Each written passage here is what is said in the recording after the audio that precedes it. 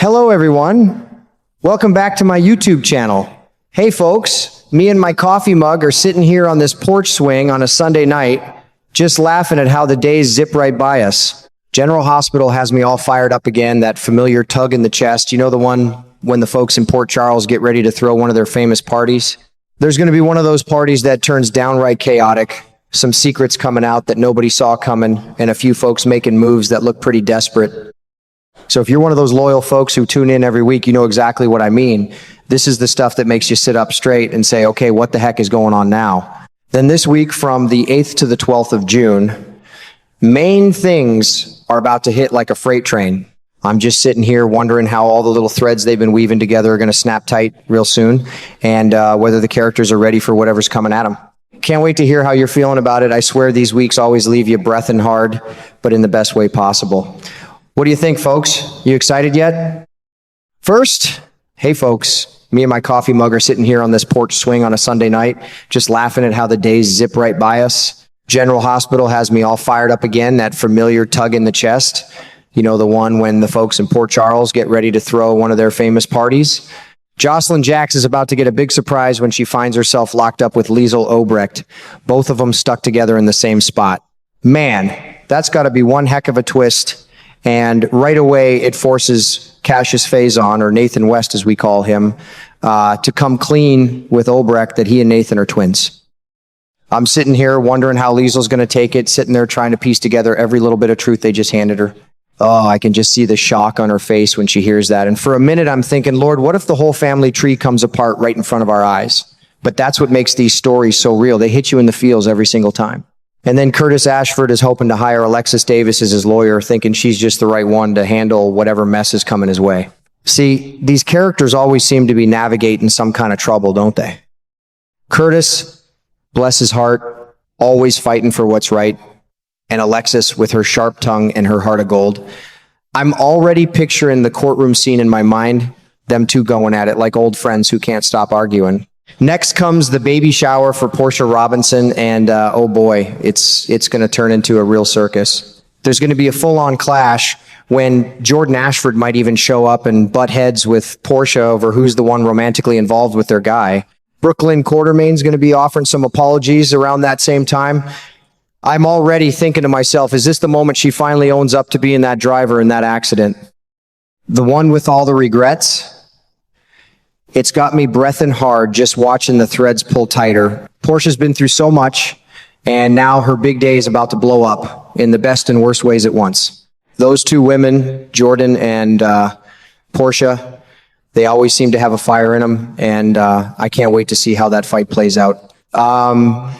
Finally, Harrison Chase is going to swoop in and arrest somebody in a case that's got everybody talking.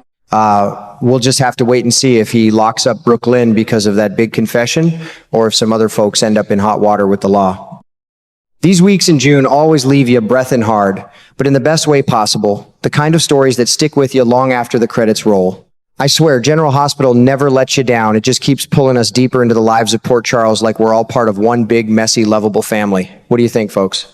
You excited yet? Second, hey, folks, me and my coffee mug are sitting here on this porch swing on a Sunday night, just laughing at how the days zip right by us. General Hospital has me all fired up again, that familiar tug in the chest.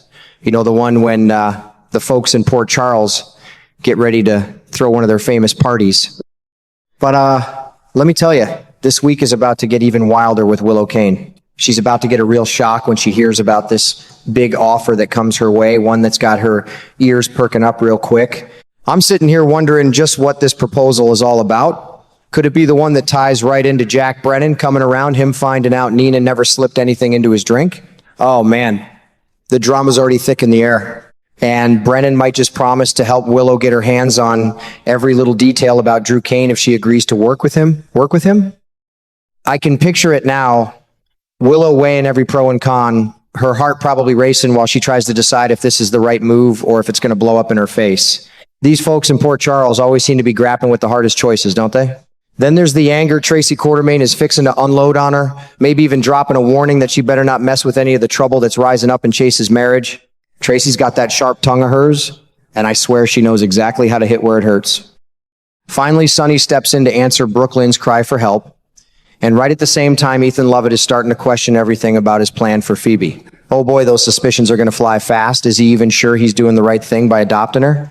And then we circle back to Nathan, who's got to keep every secret tight when Nina comes looking for him. He's probably going to cook up some story to smooth things over, especially when she starts asking about Liesel's disappearing. I can already hear him stumbling over his words, trying to keep the family peace. Carly Spencer, she's about to get real serious and make some big personal moves. But Valentine's already sending her that warning, and she might just wave it off and find an excuse to head over to Lucas at Windermere. Man, Carly's got that steel in her, and she always charges ahead no matter what. These weeks in June always leave you breathing hard, but in the best way possible. The kind of stories that stick with you long after the credits roll. I swear General Hospital never lets you down. It just keeps pulling us deeper into the lives of Port Charles like we're all part of one big, messy, lovable family. What do you think, folks? You excited yet? Finally, hey folks, me and my coffee mug are sitting here on this porch swing on a Sunday night, just laughing at how the days zip right by us. General Hospital has me all fired up again, that familiar tug in the chest, you know, the one when the folks in Port Charles get ready to throw one of their famous parties. But let me tell you, this last stretch of the week from the 15th to the 19th of June is where everything's about to snap tight. Carly's fixing to find that ring Jocelyn dropped on purpose, and she might just piece together that her girl could be locked up right there on that land. I'm sitting here wondering how Carly's going to react when she puts it all together. That steel in her spine always makes my heart swell when she charges ahead like this. Oh, I can just picture her stomping up to whatever spot it is, eyes flashing with that same fire she always brings. And I'm already thinking, Carly, girl, you don't mess around when it comes to your babies. That ring's going to be the key that unlocks a whole lot of pain and maybe some hope too. Christina Corinthos Davis is just about to walk across that stage grading from medical school. So the people who love her are going to be saying goodbye real soon. Oh, those goodbyes hit different, don't they? Makes you appreciate every laugh and every late night talk they've ever had. The whole Corinthos Davis crew is fixing to gather around her one more time, maybe with some tears and some big hugs, and I swear it'll make your chest ache in the best way. Christina's worked so hard, and now she's about to hang up her stethoscope. Man, time moves fast when you're in Port Charles. Then there's Liesel Obrecht. She might just turn down whatever offer Cullum and Sidwell are throwing at her. But if she does, she's fixing to get a warning and a threat about what happens to her family if she says no. The Cassidines have a way of settling old scores, and I can already feel the tension in the air like a storm rolling in. Obrecht always standing her ground, but this time it might cost her more than she bargained for. I'm sitting here wondering if she'll crack or if she'll come out swinging like the Obrecht we all know and love. These weeks in June always leave you breathing hard, but in the best way possible. The kind of stories that stick with you long after the credits roll. I swear General Hospital never lets you down. It just keeps pulling us deeper into the lives of Port Charles like we're all part of one big, messy, lovable family. What do you think, folks? You excited yet?